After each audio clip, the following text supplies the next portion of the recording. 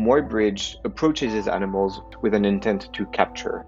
What he wants to seize is really not animals as discrete individuals and in themselves and for themselves, but really their movement. What he pursues are an invisible economy of forces that is really shared by all animals. So for him, the comprehension of animals is really less a function of space, like it is for Audubon, who goes out in nature to take animals and bring them back to culture, but rather a function of time. Capture is a book that reveals how the drive to contain and record disappearing animals was a central feature and organizing pursuit of the 19th century U.S. cultural canon. In a conversation that ranges from references to Muybridge and Audubon, Poe and Hawthorne, Whitman and Thoreau, environmental humanities and biopolitics, presentation and representation, capture and captivity, Antoine Traisnel, author of Capture, joins Michelle Neely, author of Against Sustainability, in a lively and rigorous discussion. Traisnel is assistant professor of English and comparative literature at the University of Michigan. Neely is associate professor of English at Connecticut College. This conversation was recorded in March 2021. Okay, well, I'm really excited to get to talk about capture. Me too. I absolutely loved your book, as I've already told you. So to begin at the beginning, you theorize the rise of what you call the age of capture during the 19th century. You're tracing this shift in representation from Audubon to Muybridge, from hunting to capture. So I'm wondering if you could just explain a little bit about what you're charting with that shift. Yeah, sure. So when I started thinking about the place that animals occupy in the landscape of 19th century America, I my question was, what it meant to study animals or even to just represent animals at the very moment when animals were receding from everyday view like never before. So my question was quite, simply, how do you represent something that is in the process of disappearing? How do you represent animals at the historical moment when animals were being hunted and slaughtered on a completely unprecedented scale, when natural habitats were being violently reconfigured to fit settler colonial economic regimes, but also when species extinction was no longer just an abstract scientific theory, but had become an undisputable empirical reality. And here I'm thinking, for instance, of two emblematic, animals, for instance, emblematic of the United States, the passenger pigeon and the bison, both of which occupy an important place in my book because they were thought at the beginning of the century to be so numerous as to be inexhaustible, but both were hunted respectively into extinction and near extinction in just the space of a few decades. So my question was really to try to figure out a way to account for that particular history of the systemic disappearance of animals from the point of view of representation. And here immediately, I thought you have a little bit of a problem. How do you represent something that does not have a fixed presence, right? If representation is the representation of something. So my thesis was that what you need is new apparatuses, new protocols, new techniques for apprehending that fugitive reality, the animal, in the moment of its disappearance. My general argument is that the centuries' new kind of drive, interest in containing and archiving animals introduced a new visual regime. This is what I call capture, in which animals are rendered both known in advance and yet utterly unknowable. So there's, a kind of a defining paradox in my conception of capture.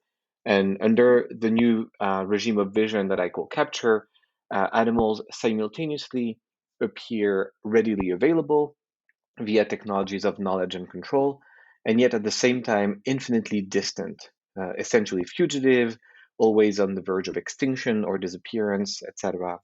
What I try to do is theorize the prototyping of this new regime of capture in new protocols of scientific inquiry, in new visual experimentations, but also in really the material biopolitical management of animals as it was being, perfected, but also contested, and how this also manifests in some of the century's most iconic works. So you've already mentioned Audubon and Muybridge, but I'm also thinking about authors like James Fenimore Cooper, Edgar Poe, Nathaniel Hawthorne.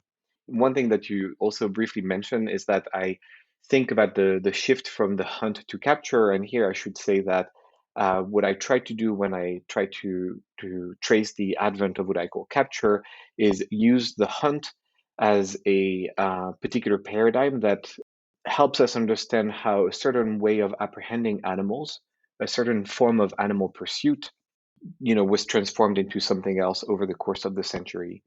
What I do is basically try to consider what happens to the hunt, both as a material practice, but also as a cultural trope over the course of the century. And by tracing how it itself tends to either be promoted, if we think culturally, how the hunt becomes really this sort of a perfect trope for representing, the American man, very much, a masculine figure.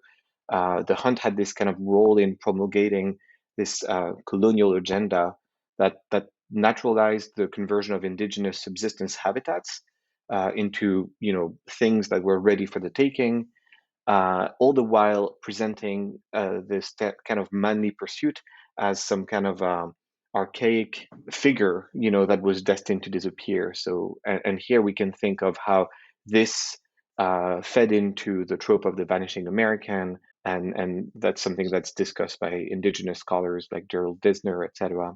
What I try to show basically is that at stake in the disappearance of the hunt, this weird disappearance that also a kind of maintenance of this particular activity is also a kind of profound epistemological and aesthetic shift in the perception of animals. The explanatory power of capture is so evident in the book, and it just came through so clearly in what you just said. I mean, the stakes to biopolitics, the stakes for representation are so clear and powerful. But even just at the level of the visual and textual readings, I mean, when I looked at the table of contents, one of my first reactions was this kind of delight that you were working with these 19th century texts that center animals in what are to me these weird and wonderful ways, but that I've always found the kind of critical attention that some of these texts get a bit dissatisfying. So Hawthorne's The Marble Fawn, Cooper's The Prairie are two examples of texts where I feel like the mode of accounting for animality in those texts has never felt fully satisfying to me before your book. But sort of capture, the book and the concept, just totally opens up both of those novels, and then invites all of these fascinating points of comparison between them. How visuality works in each, how taxonomy features in each. I mean, those are just two kind of quick examples of the really original readings that the book offers. Thinking about all of this made me wonder just how you came to capture as a concept. Was there a feeling of dissatisfaction that you had with a particular theoretical narrative?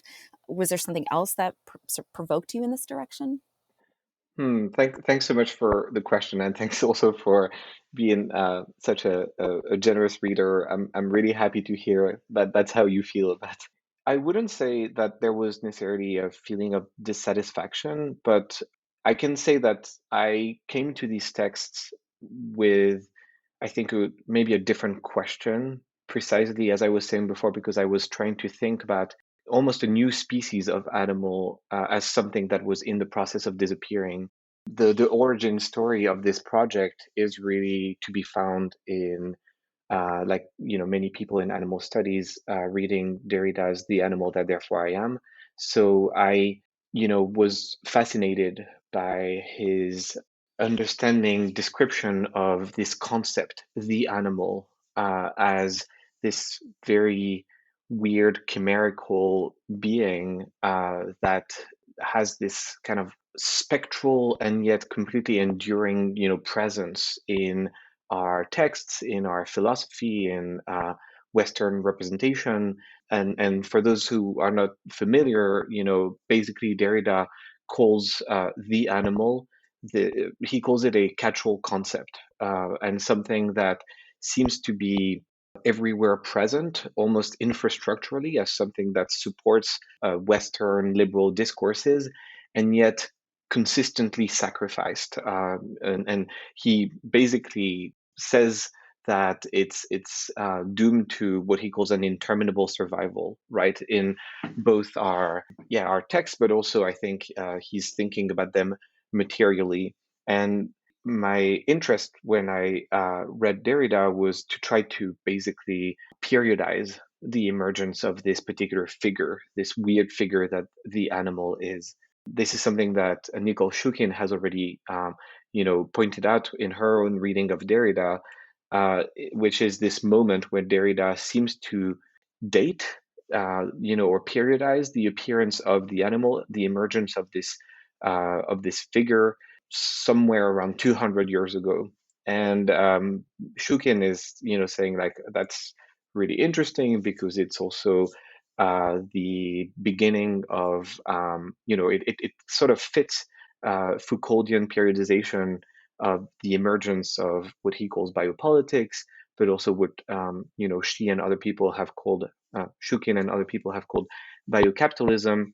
So there seemed to be really this interesting way of making Derrida's concept resonate with a material, political, economic, but also I think aesthetic, history that is something that I think his text could open up that, but that he was not doing himself. So I went to what I knew, which is 19th century American, literature and culture and visual culture. And I sort of asked myself, could this particular lens that Derrida offers us be a productive one to read some of the texts that you've mentioned? And I did find that there was really this fascinating recurrence of these figures, these animal figures that are both there and not there, in the text that you've mentioned, Hawthorne's The Marbled Fawn, but also Cooper's The Prairie. Animals have these really interesting role that they play in the economy of the different stories, but also their representation is very much a problem for these authors. And so I went a little bit, from the theory down to the text, but really I tried to see if this particular theory had a bearing on these texts. And the answer for me is yes, but there is very much a lot of work to be done to make this particular, concept that was also forged in a particular history, which for Derrida is very much their history of continental philosophy and Western thought, how it could be made to speak to a very different context, which is the settler colonial context of 19th century America. One of the things that I really loved about the book is that in addition to the more kind of obvious way that the chapters are ordered and structured at the level of developing the argument that we've been talking about, the argument of capture, there are also these subtle threads and through lines that are running through all of the chapters that make for these really surprising moments in the argument and these connections, these across the chapters. And so one of these would be the grid, the way that the grid appears in different guises in different chapters. So Audubon's grid is distinct from, yet related to Cooper's grid or Poe's grid or Muybridge's. So I was wondering if you could talk about just how the grid features in your argument. Yes, thanks for picking that up because I was fascinated by grids when I was reading this, and there were many more grids at some point in the writing of this manuscript, and I had to sort of play it down a little bit because it was not necessarily the main focus of the book. Uh, Grids are everywhere in 19th century US culture, and this is something that Rebecca Solnit already has, pointed out in her book on Muybridge, Rivers of Shadow.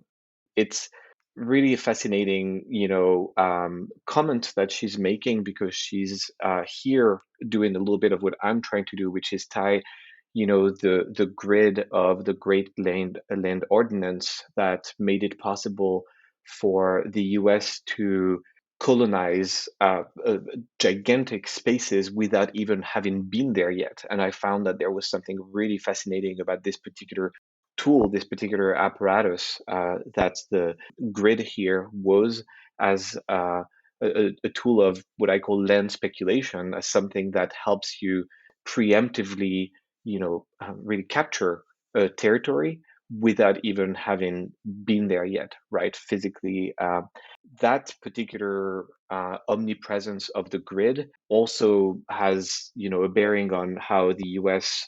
thought about itself as being extremely rational. It's the Cartesian, grid, but also egalitarian. It seems to promise the same thing to everyone, with obviously covering the violence of the removal of the Native Americans that was actually necessary for settlers to go and inhabit these different spaces. But it really is this sort of governmental, as well as, and that's Rebecca Solnit, mental logic that seemed to be governing this century. And as I was, looking at these different figures or these different texts or images, I also saw grids, everywhere, and I saw them sometimes as disappearing behind the images. So that's, for instance, with Audubon, who used grids and basically squares behind the subjects, the birds that he would be painting, and then he would cover up, these grids with painted landscapes, to Muybridge, who at the end of the century actually made the grid very apparent. And when you look at his work on animal locomotion, what's really interesting is that the landscape that Audubon was putting over his grid here has completely disappeared. So it seems as if we have both continuity, but also a difference in how that particular way of apprehending animals, the grid, was used. So as a particular technology. I mentioned Audubon and Muybridge because I think they are very good examples of what I'm trying to argue with the book here. They both have very different ways of approaching their animals, even though they also both seem to partake in the same kind of archival epistemophilia. They both have these gigantic works that they work on. Audubon's is The Birds of America, that he publishes in the first half of the 19th century, so between 1827 and 1838, and in which he tries to really collect all of the feathered fauna of the US. And at the end, we have Muybridge, who publishes his massive animal locomotion. So again, a lot of animal pictures. So I think it's 1887. And there seems to be something really similar here. The sheer size of their enterprise, the sheer ambition of these two also freshly emigrated European men who come to the US to kind of collect, everything. But as I was saying before, their animals are quite different, right? And that actually is a good way of also trying to understand what I mean by the shift from the hunt regime to the capture regime. Audubon famously was an avid hunter, and hunting was very much continuous with his painting practice. So he would shoot most of the birds that he would be painting. And on the other hand, Muybridge would be working with subjects, animal subjects that had to be alive, because what he was interested in was their motion, locomotion, and also that were already captive. So he was working with, for instance, the Philadelphia Zoo, or with horses, already domesticated animals. And really what struck me was that on the one hand, Audubon perceives his specimens really with the eyes of a hunter. His birds are out there, in the wild. He kills them in order to draw them. He focuses first on their external appearance, and he also presumes animals to be really knowable in terms of their taxonomic identity, which for him is like visible to the human eye. In contrast, Muybridge approaches his animals with a different intent, with an intent to capture. What he wants to see is really not animals as discrete individuals and in themselves and for themselves, but really their movement. What he pursues are an invisible economy of forces that is really shared by all animals. So for him, the comprehension of animals is really less a function of space, like it is for Audubon, who goes out in nature to take animals and bring them back to culture, but rather a function of time.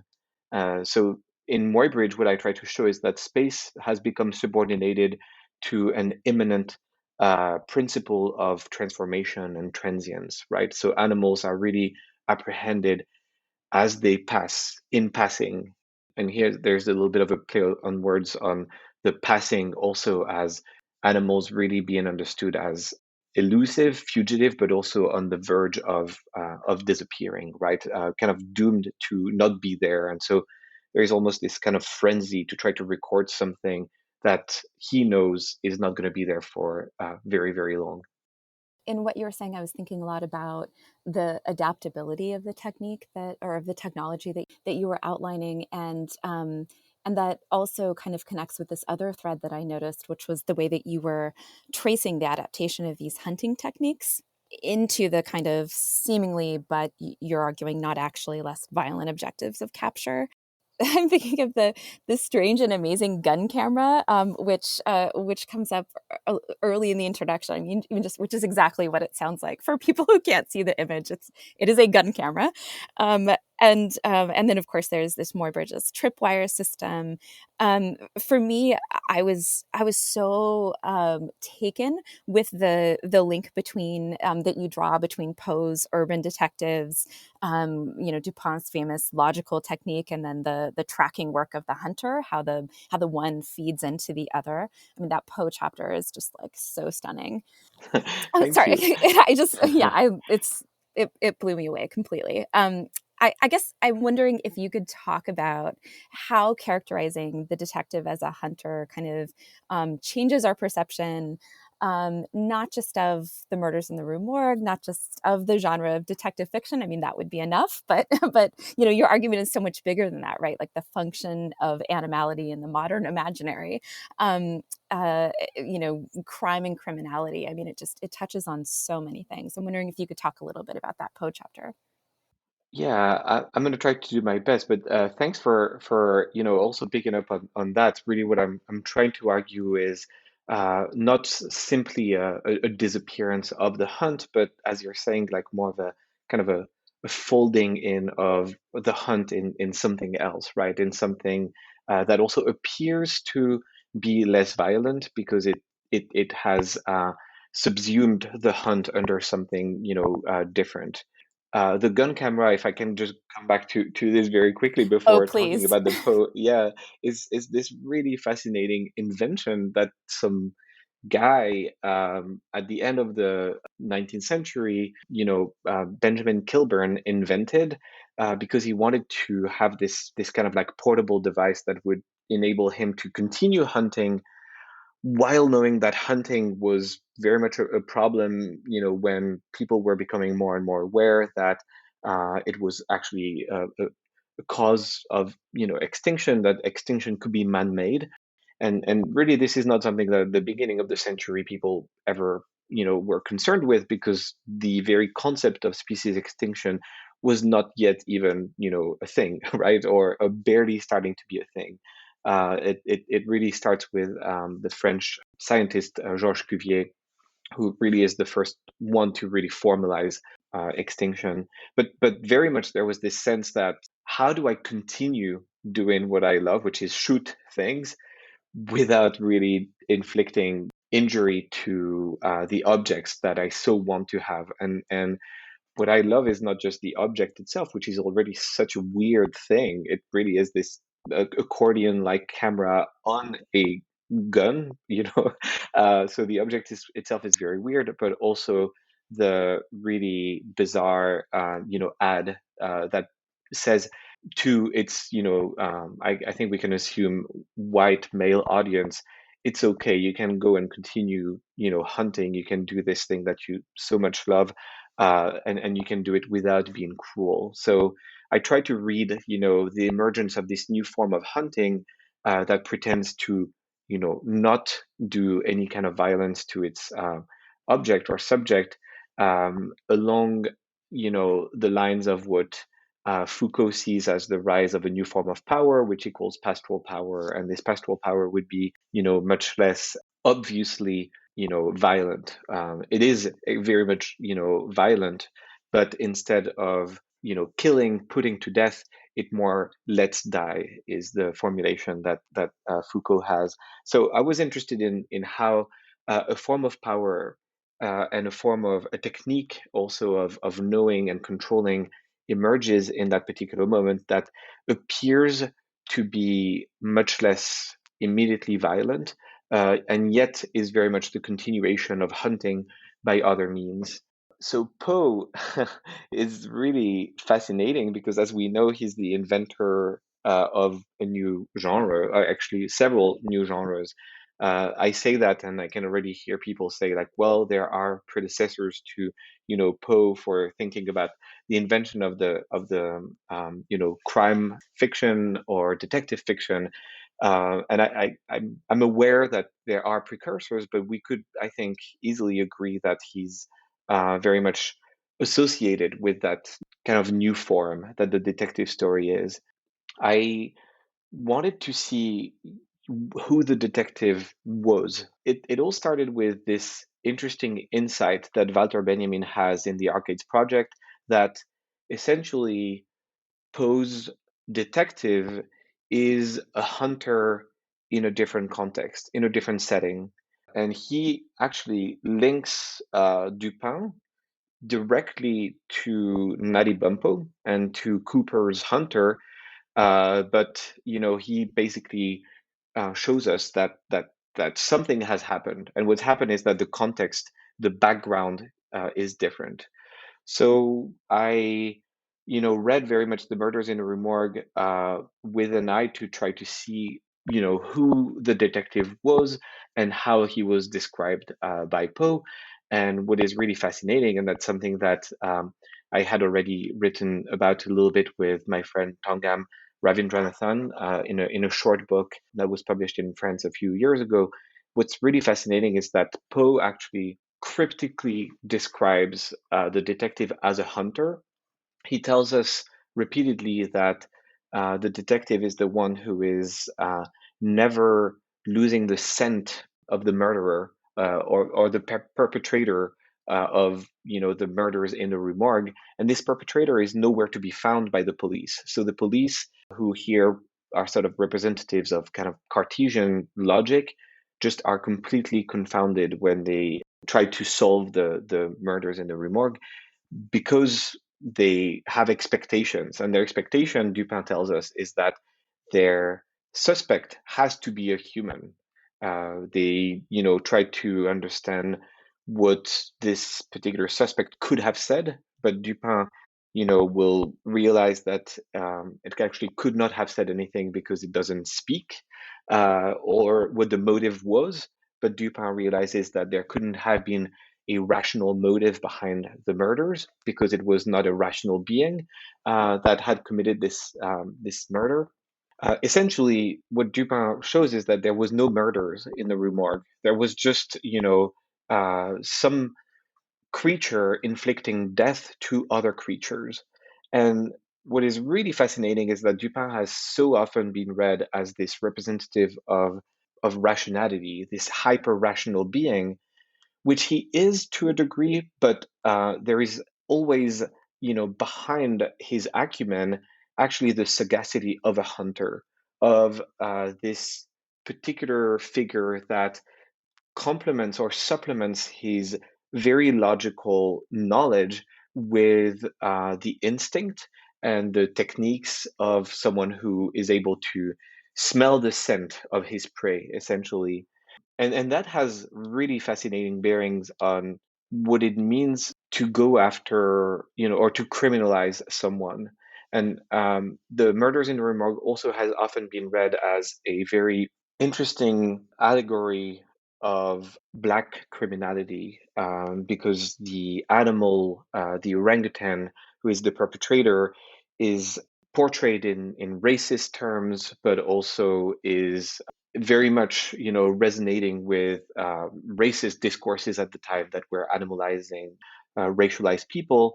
And it's interesting to see how this goes hand in hand with also an animalization. But this animalization is not just a dehumanizing it's more there's no simple binary with Dupin between human and animal. Rather, there's a kind of gradation, right? And what I try to show is that this very much works with new ways of understanding how racial hierarchies work at the time, and also with new forms of control that emerge in the moment. So yeah, that's very much, I think, how I try to think about the function of animality in the modern imaginary, as you were saying, in this particular story. I wanted to ask you also about Moby Dick. I mean, in some ways, it's like the animal novel, right, of the 19th Yes. century, and it's not a subject of one of the chapters, although it gets, it's something that you think about substantially in a number of places in the book, beginning with the introduction. But I'm wondering how Moby Dick helped you think about capture, or just if you could talk about some of the ways that you see capture evidenced in Moby Dick. Yeah, it's also the quintessential 19th century American novel for so many people. So there were so many reasons to study Moby Dick, and I think I found them a little daunting. Hence, I did not really devote, a chapter, or maybe for fear of having to have one book just about Moby Dick, I just let it crop up every now and then in the book. Mostly in the introduction, but I think there's several moments where the whale kind of like reemerges and then is Surfaces. submerged again. Yeah, exactly, surfaces. But I really was thinking about this text the whole time as I was writing on it. I was writing the book, because I do think that Melville is very, very attuned to what's happening to animals, at the time, but also to the industries and the techniques that surround these animals, as well as the epistemologies, right? The ways of knowing them also were in the process of being transformed, and I think really Melville was very, very attentive to that. So in the introduction, I just have a very short reading of Moby Dick, and that really hinges around his title and the use of the oar in Moby Dick, or the whale, because I felt that there was a tension there, a tension between the individual animal or the species, right? Moby Dick, this single white whale, after which Ahab is, or the whale as this kind of already generalized, massified animal, the animal, maybe, as opposed to a singular animal. And I attached the first, Moby Dick, to Ahab, who for me epitomizes the logic of the hunt, that is very interested in pursuing the single animal, that in that case also can be granted a name. And on the other hand, I paired Ahab, or contrasted his pursuit, to another pair of hunters who we are told no longer hunt, who are Peleg and Bildad. So Peleg and Bildad are these former whale hunters who now no longer do the work but outsource it to other people. So they very much embody kind of like capitalist, figures that let others, do the work. But they also, interestingly, work for shareholders, so they're not even their own people in a way, right? And they are not interested in the single animal. In fact, that is more of an impediment to their enterprise, because what they're interested in is accumulating as much whale mass as possible. And so I think that here, the whale is very much what they're after. And in their pursuit, which, knows no end, because you can always accumulate, and you know that well, because that's also what you discuss in your book.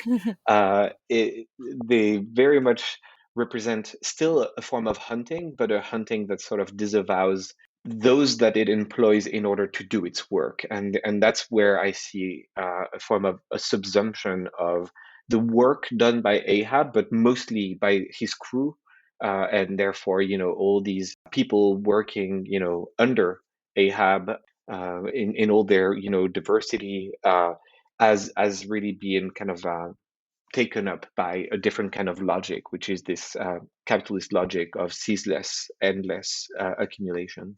that I call capture. Sorry, I needed to finish that Yeah, sentence. yeah. No, I was for some when you were talking, I was kind of picturing too the form that the animal comes back to. I mean, in Moby Dick, the animal does not come back to shore, but in theory, you know, the sort of what you were saying at the beginning about the kind of spectral nature of the animal, like the sort of transformation of the whale into these like casks of oil, sort of down in the hold. I don't know. Anyway, I was just thinking about that. Yeah, which, yeah, you're absolutely right. Which also, I think, makes it ever present, but also disappeared, right? In this or present in this non-visible way in the very structure, of our lives, right? And Right, which Melville thinks about, right? In the whale, the whale is a dish. He's like your candles, your pens, like all the exactly, objects, the material objects of your lives, right? absolutely, yes. I wanted to ask you about the end, where the book ends. I really loved that this. Okay, on the one hand, this is a book that's about the dire consequences of the rise of capture, but I loved that you ended on this note of, to quote you, trying to glimpse the ethical imperative that emerges out of this devastation. And so I wondered if you could just talk about where you see room for ethical action or response under capture, and also why it was important to you to end the book on that note.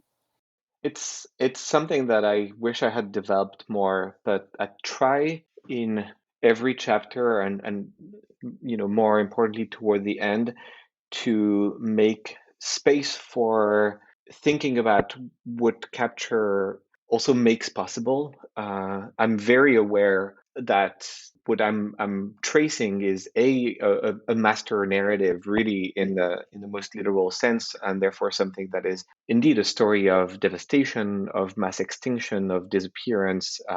So I do not want to romanticize that history.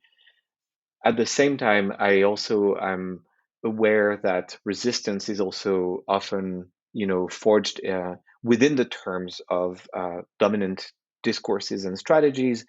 I also think that what we're witnessing with capture is not just, the capture of the world, but very much a transformation, an epistemic shift that also allows for a different way of interacting with animals.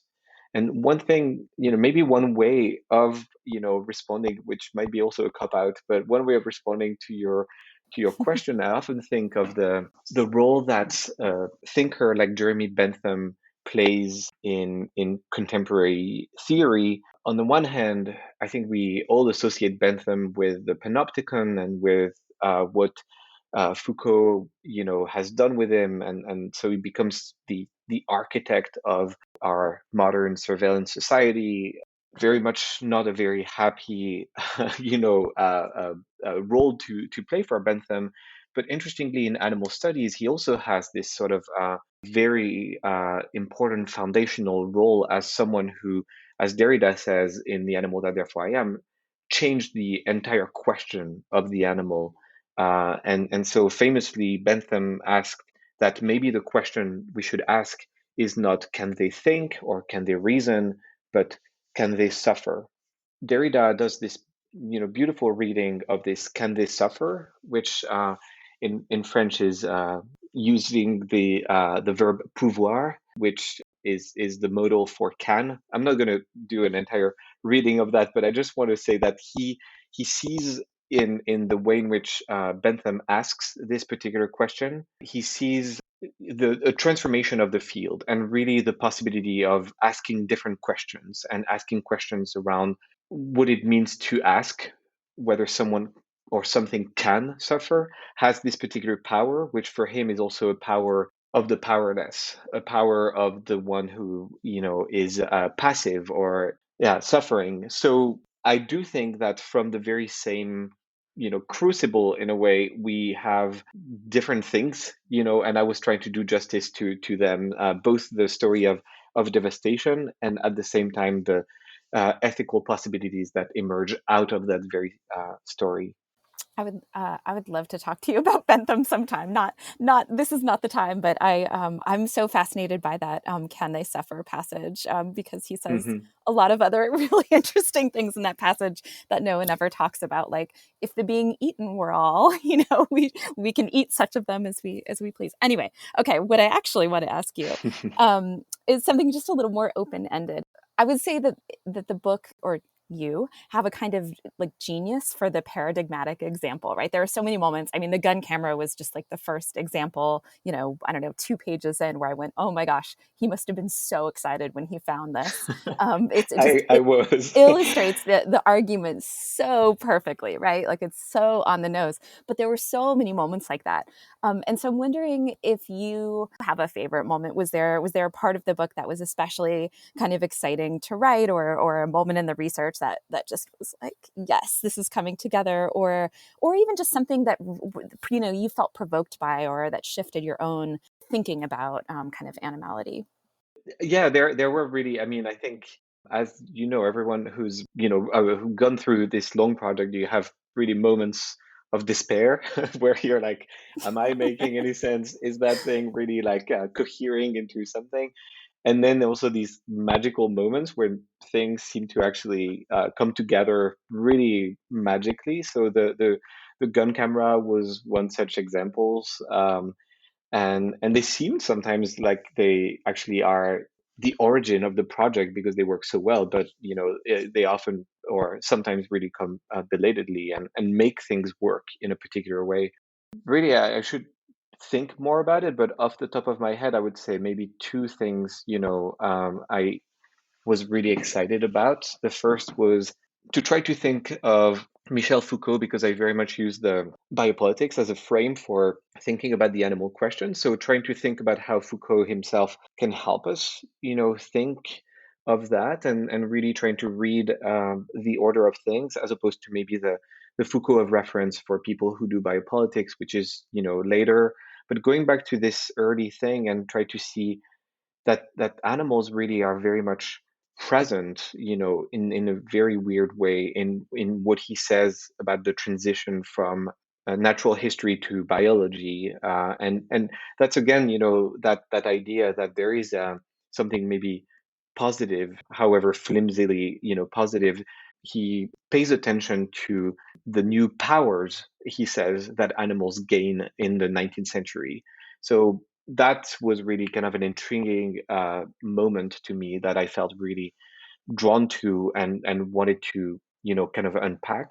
And I think in terms of finds, I was really fascinated by Hawthorne's The Marble Faun. I had already written a book on Hawthorne.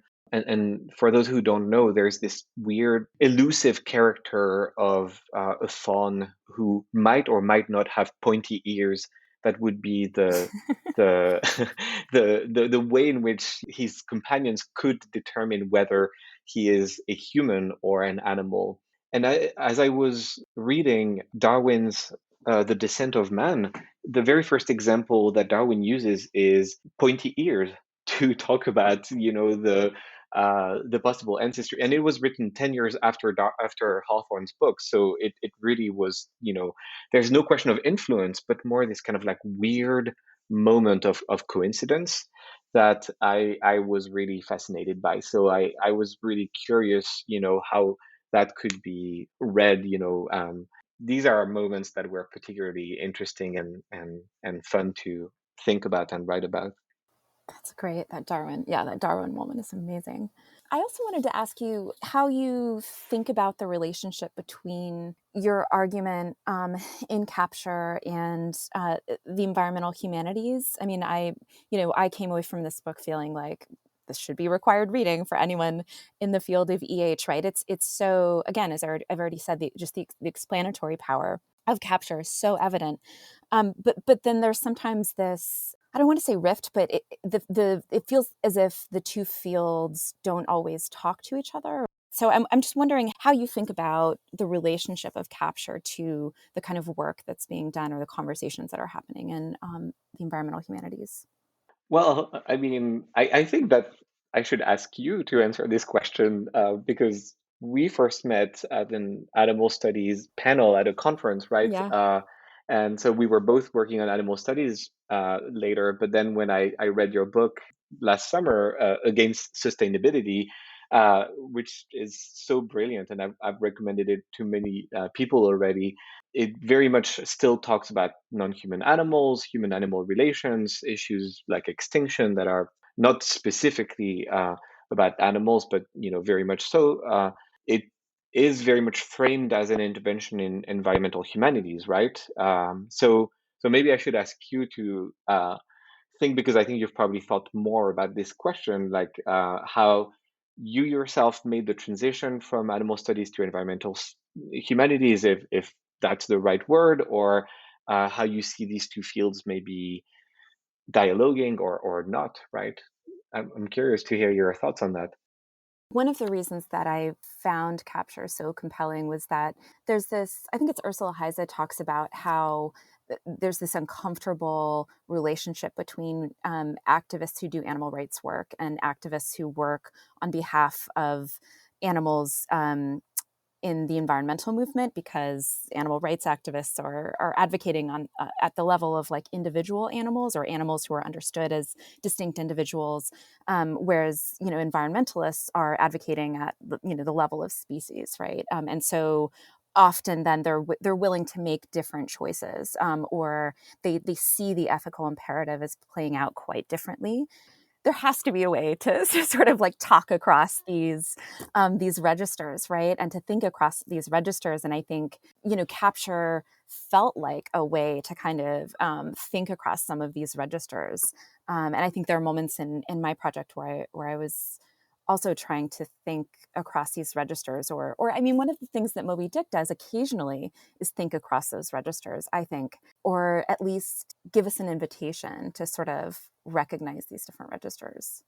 Yeah, I would completely agree that I think that Moby Dick is so fascinating. I think because it holds different lines of possibility. It holds them throughout the narrative, sometimes more or less, but it makes it possible to think them as not necessarily canceling one another, but as maybe surviving, alongside each other, sometimes being entangled, sometimes being more distant. But yeah, you're completely right. I think about this tension in the two fields and the ways in which maybe there's also a value in sometimes thinking about the individual animal without subsuming it under the register of the species. So maybe it's also a question of pragmatic use, which is, I think, a great moment for us to start talking more about your book, because you're very much interested in these questions, and I think you very much have this interest in ethics and in use and in what we can do, and also what we can do with literature. So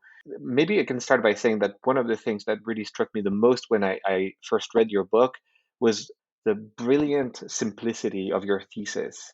I mean, and you say it immediately. So it's we've not just inherited problems from the 19th century, most famously maybe the damages caused by the Industrial Revolution, or many other things, but we've also inherited problematic solutions like recycling, preservation, zero waste practices, all of which partake in the larger logic of sustainability, which you say is often uncritically adopted in environmental discourses today. So when I say it's a simple thesis, I do not mean to say that it's obvious, because it's not at all, and that's what your book is about. It's very counterintuitive. So maybe you can say a few words about why ostensibly uncontroversial practices like recycling and preservation are problematic. I think I might distinguish a little bit between like practices and paradigms in my answer, because some of the practices of these things on balance have maybe been helpful, or at least sort of could in theory.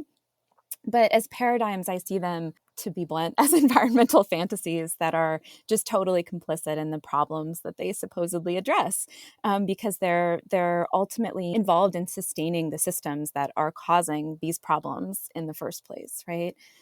So, recycling it makes unlimited consumer appetite seem harmless. It promises that the earth or the recycling industry can just absorb endless amounts of our waste and make it pure and useful again. And Whitman in the book is my kind of poetic prophet of this, right? He's the poet of compost, but then this material recycling is the twin of omnivorous appetite in his poetic environment. There's this great moment in this compost that people who've tried to think about Whitman as a kind of environmental poet always turn to, where he gets kind of nervous that maybe the earth actually can't absorb all of our waste and what he refers to as our sour dead. But then it's almost immediately that moment of nervousness, that intuition that maybe there's some limit to what we can consume is dismissed through the celebration of the magic of material recycling, the magic of compost. And so, ultimately consumption without limit is just totally exonerated. He's in conversation in the chapter with the 20th century poet Lucille Clifton, who I read as just totally self-consciously rewriting many aspects of Whitman, but this aspect in particular. I mean, for Clifton, there's no consequence-free consumption.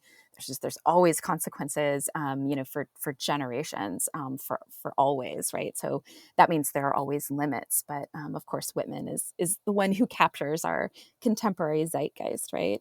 And I guess in the larger sense, what I'm arguing is that these paradigms are, they're responding to the particulars of this anthropogenic environmental damage without actually addressing the root causes, right? And so these paradigms maintain continuity with the sources of our environmental problems. So, the big systems, capitalism's growth imperatives, settler colonial extractivism, all that good stuff. They're continuous with them. They don't interrupt them. They don't resist them. And so they're perpetuating the problems to which they apparently respond. That's so interesting and fascinating to think about how, yeah, certain logics can accommodate harmful logics without seeming so harmful themselves. So I really find that really fascinating. And I'll have a question, I think, about Whitman after, because it's obviously really interesting to think of him as, and you've distinguished between practices and paradigms, which I think is so helpful also to think about exemplarity. Choosing.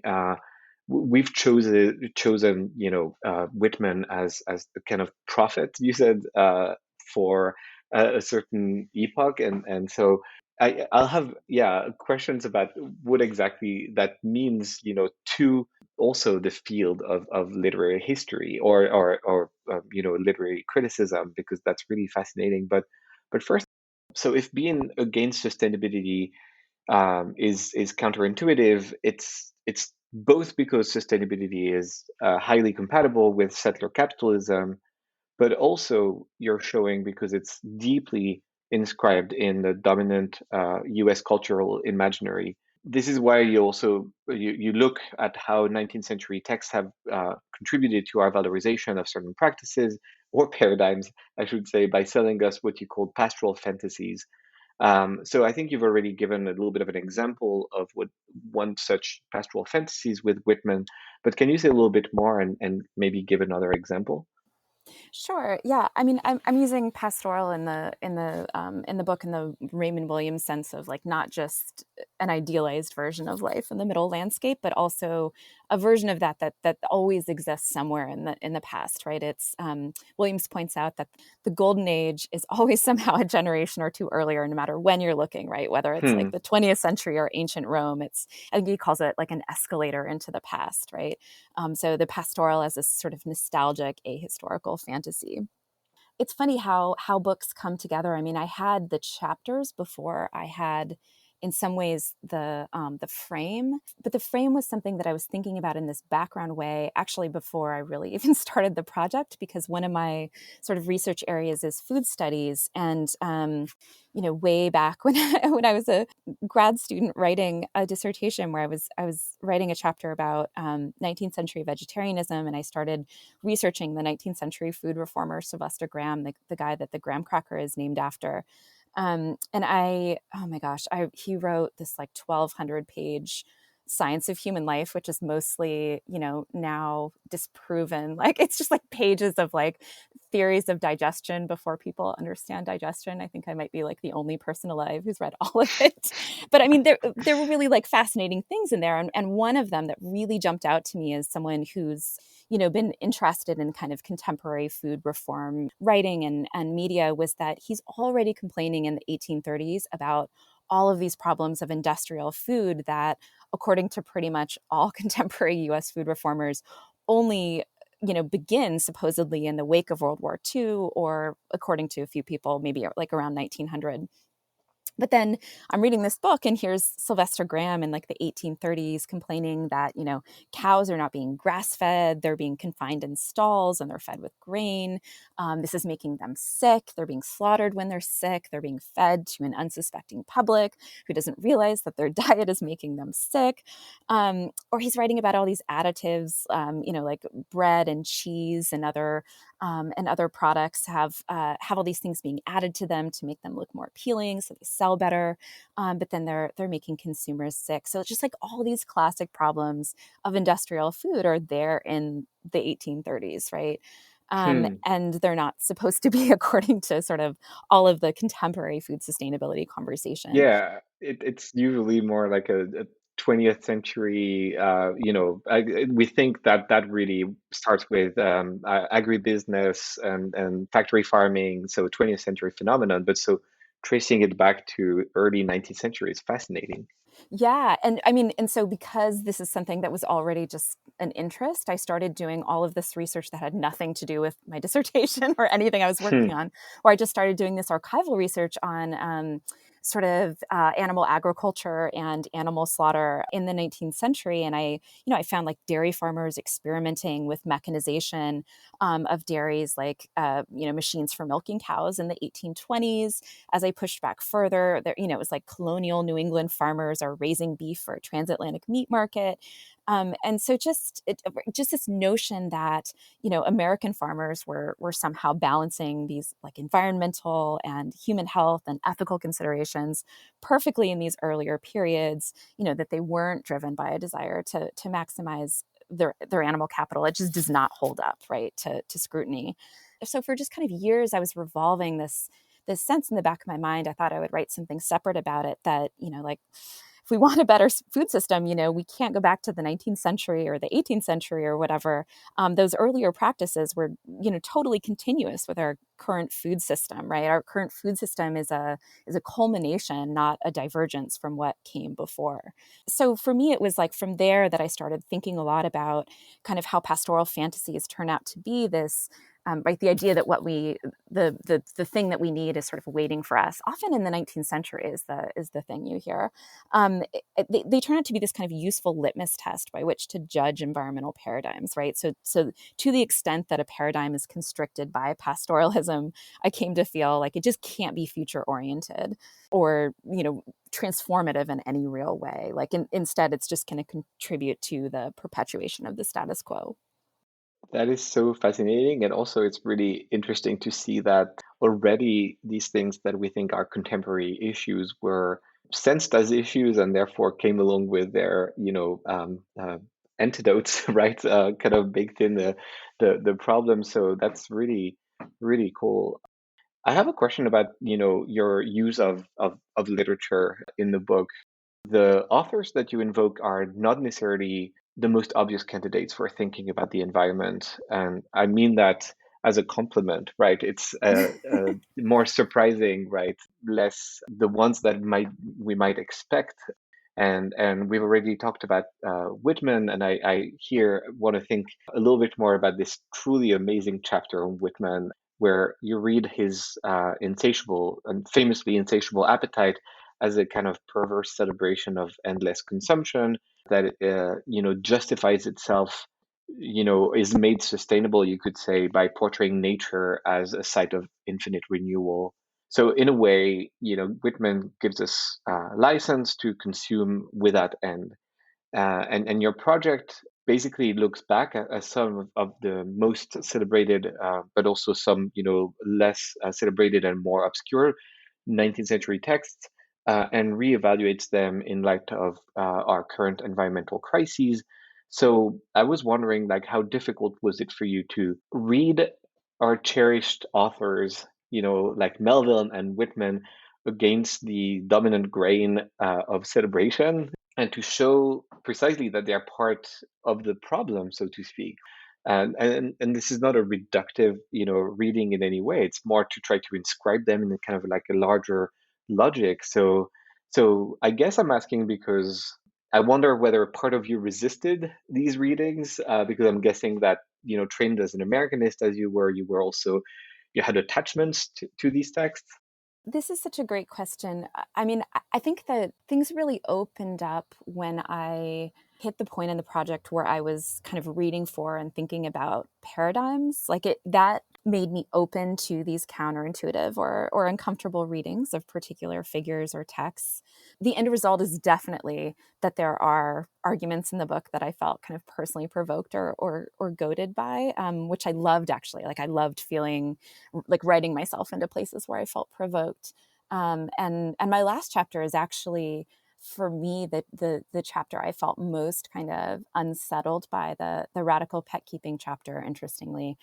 But I mean, I think the thing that I worried about a little bit more was whether the kind of widespread veneration that's felt for some of these figures, and Whitman is the perfect example, might prevent readers from being open to my arguments, right? I worried a lot. I mean, I really agonized over having the Whitman chapter come first. The book is organized in this dialogic way, so in the end, I couldn't make a different choice. I had to have the Whitman chapter come first, but I kept picturing in my mind someone throwing the book down in disgust because that's not how they want to read Whitman. Like they want to see Whitman that way. But it also works the other way, right? I mean, the people love to hate Thoreau, right? He's one of the figures in my Joyful Frugality chapter, right? And people love to hate his anti-consumerism. They love to kind of like, rage at his hypocrisy, and he's just like such an enraging killjoy for so many people, right? So to have him be a figure in one of the chapters of the counterintuitive alternative paradigms was also felt dicey. So it's the figures, but then it's actually also the paradigms. Like, who wants to hear that there's something wrong with preservation as an environmental ethic? I mean, there was an early reader of my preservation chapter who was really upset by the argument, actually, and I won him over eventually. But yeah, it's a thing to unravel a little bit some of these cherished figures and ideals. At the end of the day, like I hope I succeed in recasting the texts and the paradigms and like locating them more solidly within the kind of cultural and environmental history that like opens them up in the way that I'm arguing. But actually, is this something that you worried about? And I mean, did you feel like your objects were already sort of sufficiently compromised, or did you worry about this? Oh, that's a good question. I don't know that I worried that much because I don't think I have, I think a little bit less this attachment. But interestingly, the thing that I have the most pushback against is Moby Dick. I think because it really is this, you have so many people who, want to say that the particular reading I've just offered before, which I always say, is just one of the possible lines, along which I think we could read Moby Dick as tracing, this particular transformation while also paying attention to other things. Because I say there is this story of biocapitalism in Moby Dick, it feels as if the whole book is indicted in that particular reading, and I get a lot of concerned eyebrows that I'm being a little reductive in my reading, or at least that's how I'm interpreting this. So maybe I'm just also internalizing, people's expectations. I don't think I have as, I think, counterintuitive statements as yours, which is again what is so powerful and is what's really so interesting is to open up, one particular text and really try to read it alongside a different, history or a history that might have come into more salience today, right?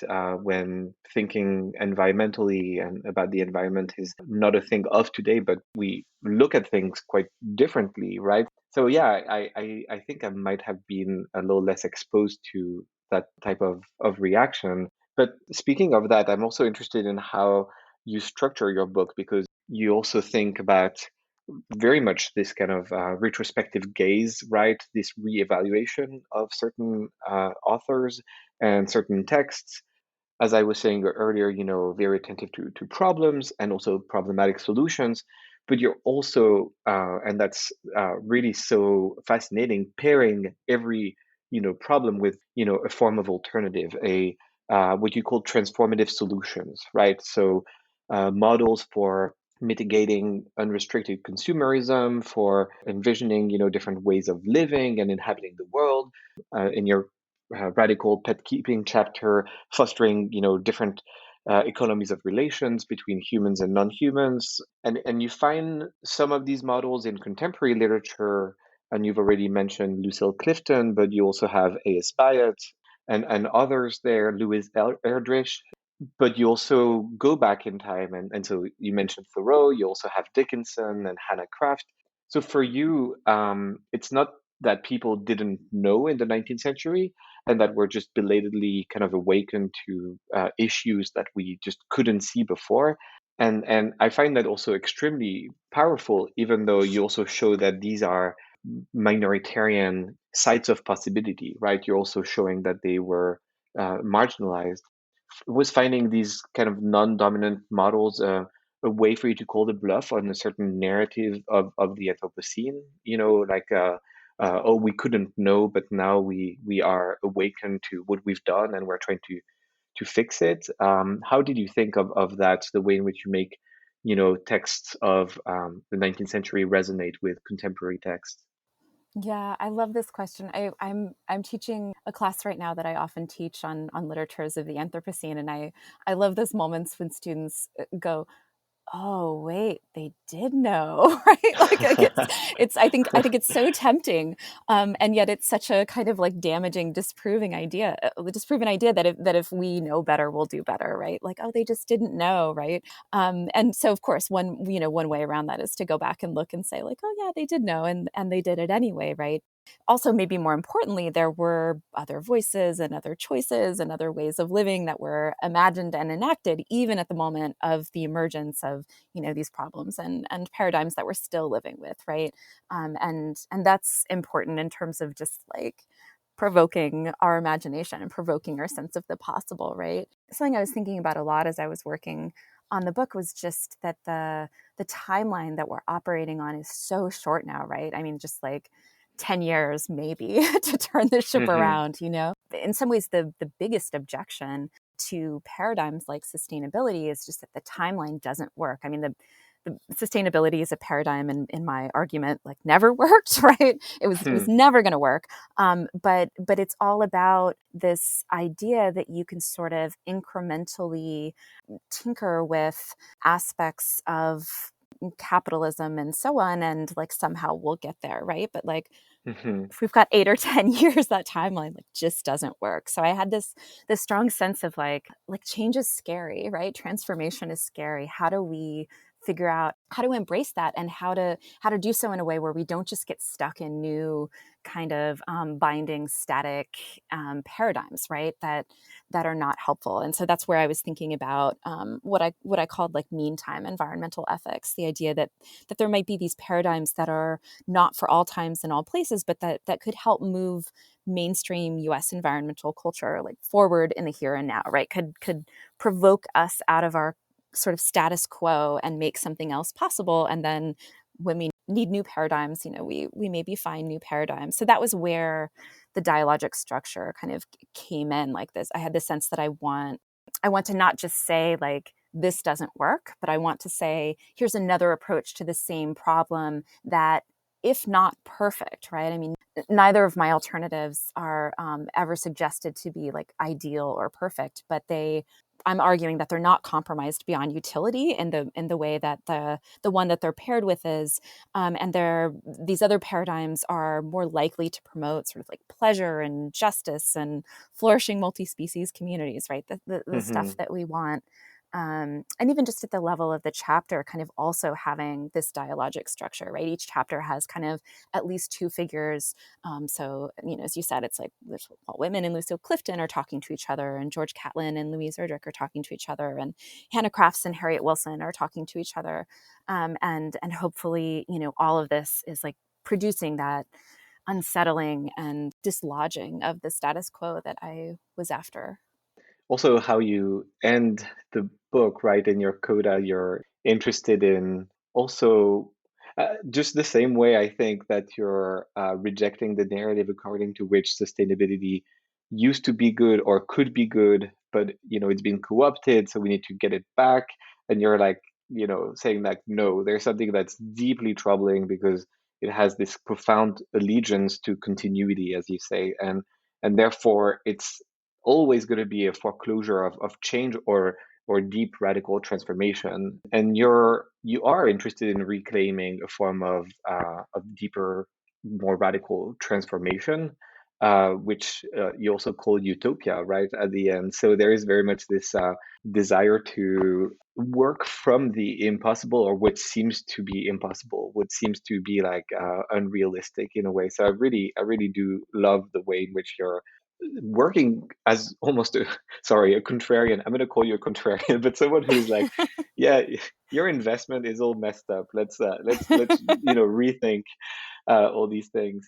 So I was curious, do you have yourself a favorite passage in your own book, or a moment that for you was also particularly surprising as you were writing? I think the I don't know that favorite would be exactly the right way to characterize it, but the last chapter, the Harriet Wilson and Hannah Crafts chapter, made me really uncomfortable. The argument that pet keeping might be even radical pet keeping might be a kind of environmental paradigm for thinking about multi-species community in the Anthropocene makes me really uncomfortable. And yet I felt convinced by it. I felt that there was like something there. Obviously I did. It's my last chapter. But and so I mean, I think that argument, I think there too, I mean, just the not just vitality, but the like essential to me place of Black feminism in my sense of environmental thought, the environmental humanities, is also kind of another reason that chapter was really interesting for me. It was just it was both kind of like, my conclusion was, for me at least, a little bit distressing in terms of conservation dependent species and all of that stuff. But that piece of the chapter felt really right.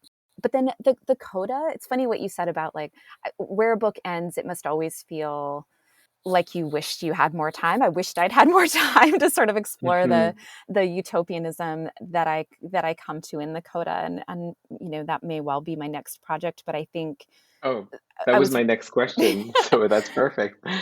yeah. Well, I mean, I was just going to say that I really liked thinking about, and it's another thing that I just had been revolving for years, the Langston Hughes poem "Let America Be America Again."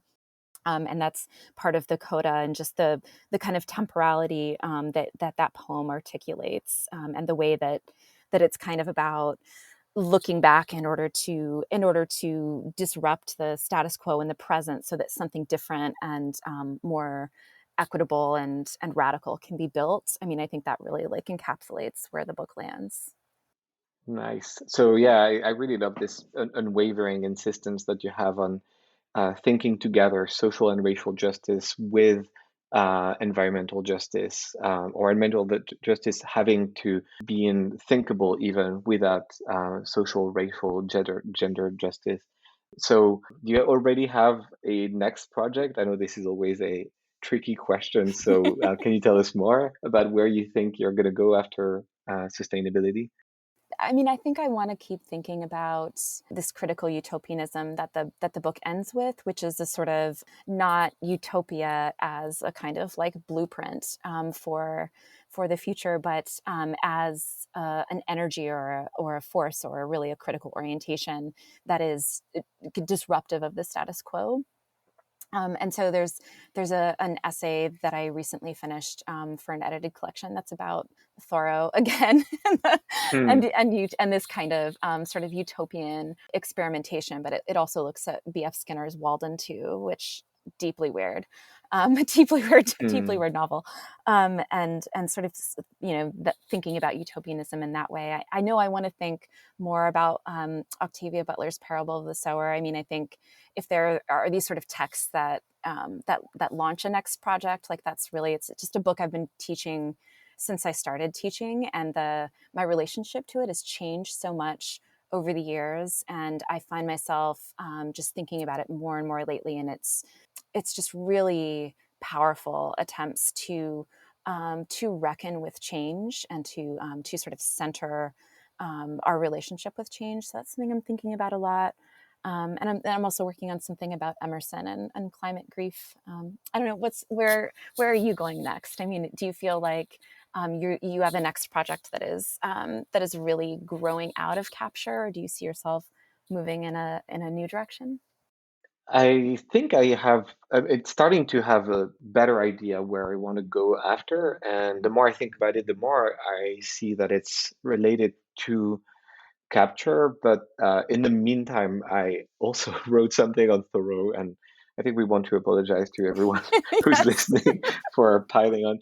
But that has to do with more thinking about the environment and plants. And so I keep thinking, in terms of biopolitics, but here I'm more interested in whether plants and the vegetal have a place in biopolitical thought. And I essentially try to read Thoreau as almost offering counterpoint to Foucault's pastoral power with something like pasture power, like thinking about plants, thinking about the milieu on which the flock, to use Foucault's notion of pastoral power. The flock grazes. You need this pasture, and Foucault does not really think so much about the background for pastoral power. So I've been thinking about that, and therefore a lot about seeds. So you're thinking about Octavia Butler's Parable of the Sower also Yeah, makes me think about that. And I can imagine that your relationship to it changes when California's on fire so right. regularly. Although, in fairness, it was even when I first started teaching it. California is kind of Yeah, always on fire. true, true, true. It just seems like more and more Yeah, dire. yeah, no, it is. So yeah, next is gonna, I think, try to think about really contemporary sites of archiving for after the apocalypse. And I'm interested in these kind of transnational global projects like the Seed Vault, which is also sometimes called the Doomsday Vault, that's in Norway, where all the seeds of the world are kind of held, categorized and preserved, just for the potential moment in the future when they might be of use. And I find that really interesting because these are kind of modern arcs for a future that we might not be a part of. And I think that there's all sorts of weird, interesting things going on there.